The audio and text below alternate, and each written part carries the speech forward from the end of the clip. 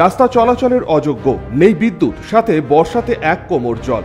খান্দ্রা এলাকায় বিকল্প একটি রাস্তা তৈরি করে দেয় বেঙ্গল এরোট্রোপলিস।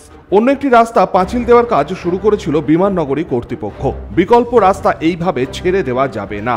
ক্ষোভে গ্রামবাসীরা সেই নির্মীয়মান পাঁচিল ভেঙে দেয় বুধবার সন্ধ্যায়। ঘটনাস্থলে পৌঁছায় উকড়া ফাঁড়ির পুলিশ।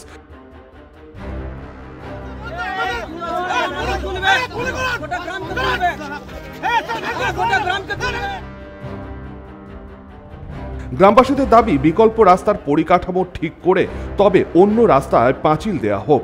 খান্দ্রা গ্রাম পঞ্চায়েতের উপপ্রধান আশিস ভট্টাচার্য জানান, বুধবার পাঁচিল নির্মাণের কাজ শেষ হওয়ার পর উন্মত্ত কিছু যুবক ওই পাঁচিল ভেঙে দেয়।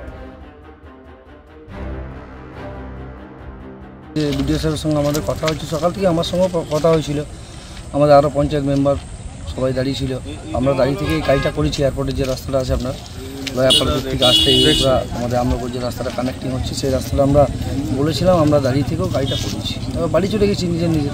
এখন শুনছি নাকি আপনার কেউ বা কারা এসে ভেঙে দিয়েছে। পাঁচিলটা ভেঙে দিয়েছে? হ্যাঁ, পুরোটা নয়, সামান্য একটা ভেঙেছে। যাই হোক, ভেঙেছে। যাই হোক, যেটা ভেঙেছে আমরাও সমর্থন করি না। একটা কাজ চলছে, একটা প্রজেক্ট, এখানে একটা পুলিশ হয়েছে, তাদের জায়গা তারা নিজেরা দিচ্ছে।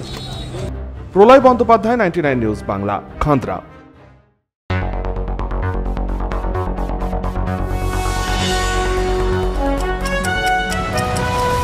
আপনারা দেখছেন 99 নিউজ বাংলা। বদলাবো আমরা।